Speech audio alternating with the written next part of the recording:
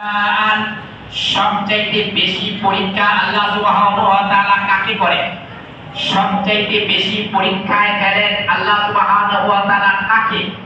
আল্লাহর নবী জবাব দিচ্ছেন, ক্বালা আল আমবিয়াউ, সবচাইতে বেশি পরীক্ষা করেন আল্লাহ সুবহানাহু ওয়া তাআলা তার নবীগণকে।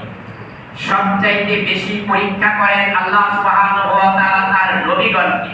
কেন? নবীগণ সর্ব উৎকৃষ্ট মর্যাদার অধিকারী। নবীগণ প্রথম কাতারে থাকবেন হাসরের মাঠে। নবীগণ জান্নাতে প্রথমে থাকবেন, আম্বিয়া, এরপরে সিদ্দিকুন, এরপরে শুহাদা, এরপরে সালেহুন। এই চারটা স্তর করা হয়েছে। প্রথম স্তরে আছে নবীগণ, তারপরে আছেন সিদ্দিকগণ, যারা নবীগণকে সত্য বলে অকুণ্ঠভাবে মেনে নিয়েছিলেন। সিদ্দিক আকবর, আবু বকর সহ যারা সিদ্দিক। দ্বিতীয় সারিতে থাকবেন শুহাদা, যারা শহীদ, আল্লাহর রাস্তায় জীবন দিয়েছেন, এরা তৃতীয় লাইনে আছে। আর চতুর্থ লাইনে আছেন সালেহুন, যারা নেককার বান্দা। আমাদের জায়গা আমরা যদি সিদ্দিক না হতে পারি, শহীদ না হতে পারি, তাহলে আমাদের সিরিয়াকে 4 নম্বরে, অর্থাৎ সালেহুন। আল্লাহ নবী শিখিয়েছেন দোয়া করার জন্য, আল্লাহুম্মা আলহিকনি বিসসালিহিন তাওয়াফানি মুসলিমা। হে আল্লাহ, আপনি মুসলমান হিসাবে আমাকে মৃত্যু দেওয়ার তৌফিক দান করিয়েন।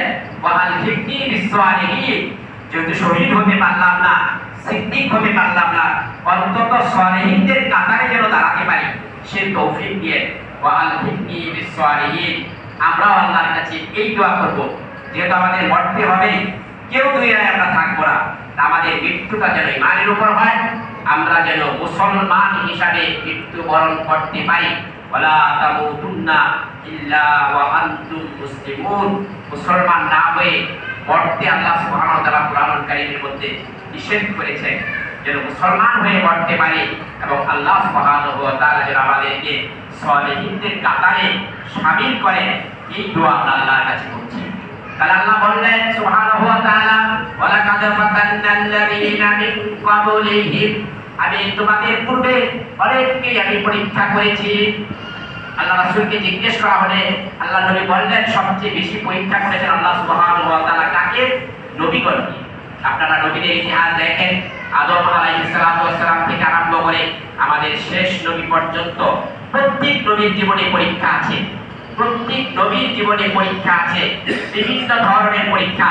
আমাদের আদি পিতা ইব্রাহিম আলাইহিস সালাতু ওয়াস সালাম, আমরা কদিন আগে, গত সপ্তাহে, গত বৃহস্পতিবার আমরা ঈদুল আযহা উদযাপন করেছি। এই তো কয়দিন গেল, আবারও 1 বছর পরে আমাদের কাছে সেই ঈদুল আযহা ফিরে আসবে। আমরা কারা দুনিয়ায় থাকবো, কারা থাকবো না, কোনো গ্যারান্টি নেই। আগামী ঈদুল আযহা আপনি আমি পালন করতে পারবো কিনা, কুরবানি আল্লাহর রাস্তায় করতে পারবো কিনা, কোনো গ্যারান্টি নেই। এই তো চলে গেল।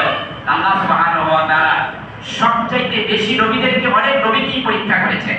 তার মধ্যে ইব্রাহিম আলাইহিস সালাতু ওয়াস সালামের পরীক্ষা এত বেশি, এত বেশি, আল্লাহ সুবহানাহু ওয়া তাআলা তার পরীক্ষার রেজাল্টে এত খুশি হয়েছিলেন। পরীক্ষায় উনি এত লেটার মার্ক পেয়ে পাস করলেন, একেবারে সিজিপিএ 5 পেয়ে পাস করলেন। আল্লাহ সুবহানাহু ওয়া তাআলা তার আমলকে কবুল করে নিয়ে কিয়ামত পর্যন্ত উম্মতের জন্য তার সেই আদর্শ, তার সেই সুন্নাতকে সুন্নত হিসাবে, রীতি হিসাবে মুসলমানদের কাছে, শেষ নবী, আখির নবী উম্মতের কাছে আল্লাহ সুবহানাহু ওয়া তাআলা এটা লিখে গেলেন, ওয়া ফাদাইনাহু বিযিবহিন আযীম, ওয়া ফাদাইনাহু বিযিবহিন আযীম। আমি একটি পশুর মাধ্যমে ইসমাঈল আলাইহিস সালাতু ওয়াস সালামকে আল্লাহ সুবহানাহু ওয়া তাআলা মুক্তি দিয়ে দিলেন, বাঁচিয়ে দিলেন, তাকে বাঁচিয়ে দিলেন। আমি আল্লাহ বললেন, ইব্রাহিম কাদ সাদ্দাকতা রুইয়া, তুমি সত্য, তোমাকে যে আদেশ দেওয়া হয়েছিল সেটা তুমি সত্যে পরিণত করেছো। তোমাকে যে আদেশ দেওয়া হয়েছিল সে আদেশ তুমি অক্ষরে অক্ষরে পালন করেছো। আমি খুশি হয়েছি, আমি তোমার অনুসরণ দেখে খুশি হয়েছি। ইব্রাহিম আলাইহিস সালাতু ওয়াস সালামের এই কুরবানি থেকে আমাদের সুন্নাহ, যে কোনো কাজ ধীরস্থিরভাবে করতে হবে। কোনো সিদ্ধান্ত হুট করে নেওয়া যাবে না। অনেক ভেবে চিন্তে ইস্তেখারা করে আল্লাহর উপর তাওয়াক্কুল করে সিদ্ধান্ত নিতে হবে। কুরবানি আমাদেরকে এই শিক্ষা দেয়। ইব্রাহিম আলাইহিস সালাম 8ম তারিখে, এই জিলহজ মাস 8ম তারিখে উনি স্বপ্নে দেখেছিলেন, আল্লাহর পক্ষ থেকে বলা হচ্ছে তাকে, ইব্রাহিম তুমি তোমার সন্তানকে আল্লাহর রাস্তায় কুরবানি করো, জবাই করো। এটা বলা হচ্ছে।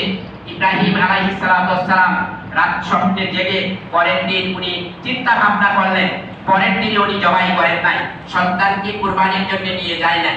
এখানে শিক্ষা আমাদের জন্য।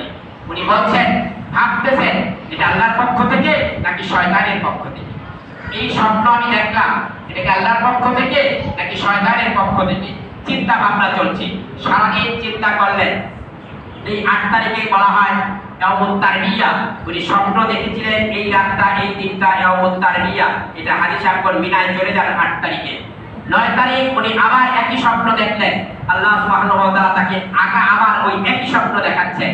এবার 9 তারিখ উনি উঠে সকালবেলা 10 তারিখ হয়ে গেল, উনি বললেন যে না, আমাকে যে স্বপ্ন দেখানো হয়েছে এটা শয়তানের পক্ষ থেকে নয়, আল্লাহই দেখাচ্ছেন এটা। উনি তখন স্থির করলেন, উনি তখন নিয়তকে পাকা করলেন যে হ্যাঁ, এখন আমাকে আমার সন্তানকে কুরবানি করতে হবে। এখান থেকে আমাদের শিক্ষা হলো যে আমরা যে কোনো সিদ্ধান্ত নিব স্থিরভাবে নিতে হবে, সেটার উপর ফিকির করতে হবে, আমাকে চিন্তা করতে হবে যে আমি হুট করে কোনো সিদ্ধান্ত নিব না, সেখানে ভুল হয়ে যেতে পারে। এই জন্য 9 তারিখ রাতে যেটা উনি দেখলেন, এই দিনকে বলা হয় ইয়াউমে আরাফা। অর্থাৎ এই দিন ইব্রাহিম আলাইহিস সালাতু ওয়াস সালাম সত্যকে উনি জেনেছিলেন, সত্য তার কাছে প্রকাশ হয়েছিল, উনি পরিচিতি লাভ করলেন। এই জন্য এই দিন আরাফা নয়, এই দিন আরাফার দিন। ইব্রাহিম আলাইহিস সালাম তার স্বপ্ন এই দিন উনি বাস্তবায়ন করার জন্য মনস্থির করলেন। এবং 10 তারিখ ইয়াউমুল আদহা, এরা কুরবানির দিন।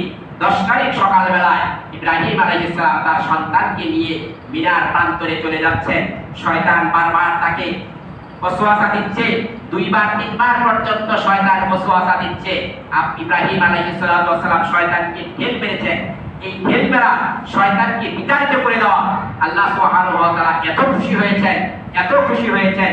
ইব্রাহিম আলাইহিস সালাম দুনিয়ায় একদিক, সন্তানের মহব্বত একদিক। আল্লাহ সুবহানাহু ওয়া তাআলা বলছেন হাদিসের মধ্যে যে আমি মহব্বতকে, আমি রহমতকে 100 ভাগে ভাগ করে 99 ভাগ আল্লাহ বলছেন আমি আমার কাছে রেখে দিলাম। আর 1 ভাগ মহব্বত, 1 ভাগ রহমত, 1 ভাগ ভালোবাসা আনজালা ফিদ দুনিয়া। আল্লাহ সুবহানাহু ওয়া তাআলা দুনিয়ার মধ্যে 1 ভাগ মহব্বত দিয়ে দিলেন, যার কারণে পিতা সন্তানকে ভালোবাসে, সন্তান বাবাকে ভালোবাসে, স্বামী স্ত্রীকে ভালোবাসে, স্ত্রী স্বামীকে ভালোবাসে।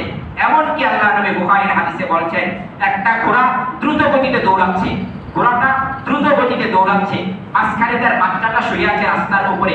দৌড়াতে গিয়ে সে এমন ভাবে লাফ দেয় যেন তার পাটা ওই বাচ্চার শরীরের উপর না পড়ে। কারণ ওই বাচ্চার প্রতি তার একটা মহব্বত, বাচ্চার প্রতি তার একটা ভালোবাসা আল্লাহ সুবহানাহু ওয়া তাআলা ওই যে 1 ভাগ ভালোবাসা দুনিয়াতে দিয়েছেন, এখান থেকে সৃষ্টি হয়েছে। ওই 1 ভাগ ভালোবাসার কারণে এত দ্রুত গতিতে দৌড়ানো ঘোড়াকেও তার বাচ্চার উপরে আঘাত করে না, তাকে সে ভালোবাসে, তার প্রতি সে মহব্বত করে। আল্লাহ সুবহানাহু ওয়া তাআলা ওই 1 ভাগ ভালোবাসা দিলেন, আর 99 ভাগ ভালোবাসা তার কাছে রেখে দিলেন। ইব্রাহিম আলাইহিস সালাতু ওয়াস সালাম জয়ী হয়ে গেলেন। ওনার কাছে আল্লাহর ভালোবাসা আগে, আল্লাহর হুকুম আগে, আল্লাহর মহব্বত আগে, দুনিয়া তারপরে তুচ্ছ, দুনিয়া তার কাছে তুচ্ছ। ইব্রাহিম আলাইহিস সালাতু ওয়াস সালাম সেদিন উনি এই পরীক্ষায় উত্তীর্ণ হয়ে গিয়েছিলেন। এই পরীক্ষায় উনি দুনিয়াকে পিছে ফেলে, দুনিয়ার ভালোবাসাকে পিছে ফেলে ইব্রাহিম আলাইহিস সালাতু ওয়াস সালাম সেদিন সফলতা লাভ করেছিলেন। ভাইরা আমার, আমাদের জন্য আল্লাহ সুবহানাহু ওয়া তাআলা যতগুলো শত্রু আমাদের সামনে রেখেছেন, তার মধ্যে বড় শত্রু হলো শয়তান। বড় শত্রু হলো আমাদের শয়তান। যেই শয়তান ইব্রাহিম আলাইহিস সালাতু ওয়াস সালামকে ওয়াসওয়াসা দেওয়ার চেষ্টা